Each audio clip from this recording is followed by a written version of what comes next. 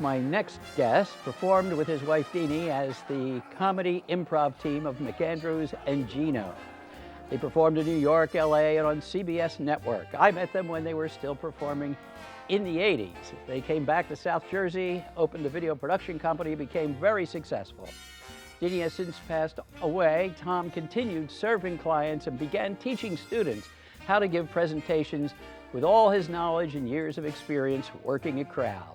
He now has a new book called Present Connect.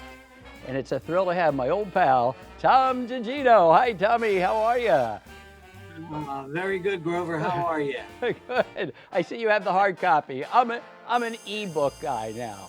Yes. Is it true what they say that speaking before a crowd is the biggest fear people have? Do you find that with your students? I do. And I also find it with my clients. When you have to present, you almost feel exposed.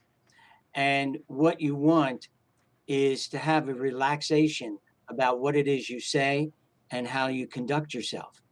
And I help people create a comfort zone for that. And that's what I do with the students. Is every presentation, every speech personal? When you do a presentation, it should be more like a conversation. And in conversation, we really are ourselves. And the more genuine we are, the more that we are talking directly to those who are in the audience or are the participants in an online situation. So what would you say are the keys to get started? I created a process called the presentation process. And it has 4 easy steps that people can follow. And the first step is, who are you talking to? What do you know about that audience or that individual? And the more you know, the more you can customize what it is your message is going to be to their self-interest. And then, of course, you create an opening that tells them why should they listen. And then you deal with the content. And then you, of course, have to deal with the performance, both voice and your body language. How do you get them to be natural? I call it being in your comfort zone. And what I do is I work within their personalities. You and I know that as a professional performer, you wanted to find your voice. Right. And your voice was your genuine self. And once you found it, you then could create things that were uniquely your own. And therefore, I encourage people to look to themselves, because really their competitive advantage, I should say, is themselves and how they perceive the world. Can anybody give a powerful speech? Yes, and I think you can witness it on TED Talks all the time, where people come and they're passionate about a certain idea. Right. And they want to really deliver and convey that passion to others. And all of us are very passionate about what we believe in. And when people can hook into what they believe in, they become excellent presenters. But a lot of that confidence will come from really good planning, right? Absolutely. You and I know how you design what it is you're about to say becomes very important. And so if you know the audience, or even in a meeting, the expectation of what people are expecting, you then can use that and either surprise them, you can motivate them, and you can do a lot of things by the knowledge that you know about their expectation. And that helps you design your message. And folks can do that if you're an executive or a salesperson or college president or whomever, should be able to do the same thing, right? Absolutely. And it has a lot to do with listening and how well you do listen when you're in the situation. So many times our internal thinking is going on and it distracts us. And therefore, we're really not listening, or we're really not present with who we're either talking to as an individual or to a group. And the more you become mindful and when you are delivering a message, the better the presenter you are, because you then can be one with the audience. And we did improvisation. which means that we ask people for their suggestions, and then according to what they said, we then created the scene. Hey, how would you like nut bone?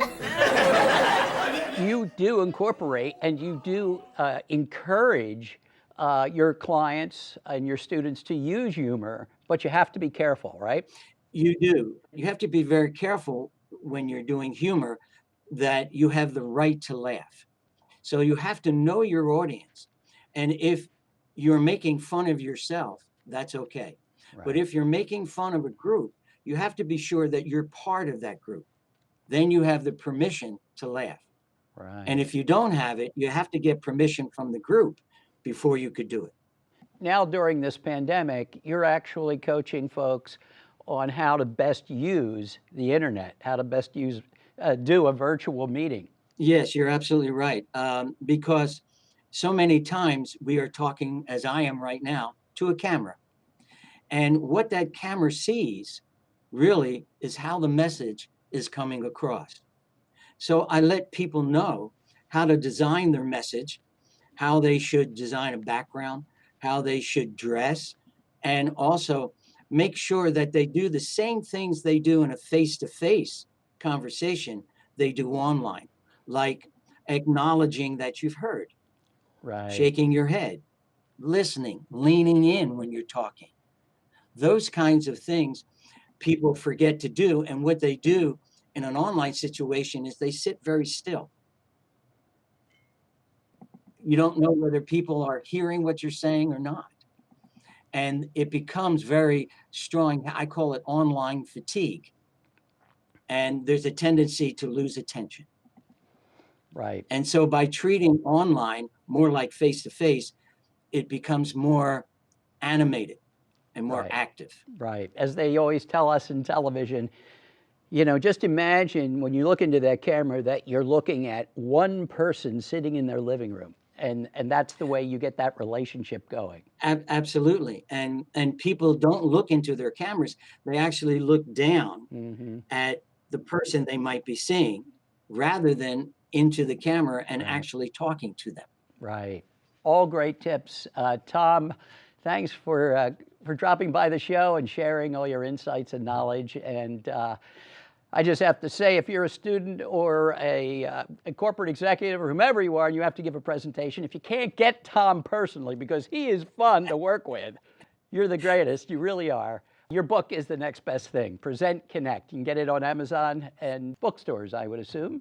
And you can also go to my website, which is presentconnect.net, and you'll see more information about the book and also how to purchase it. And thank you to my publisher, Business Expert Press. They were a great help. You got Thank it. you, Grover. You're welcome. Tom Guggino. You like him before he even says hello. A fabulous trait for a man who teaches others how to win over a crowd.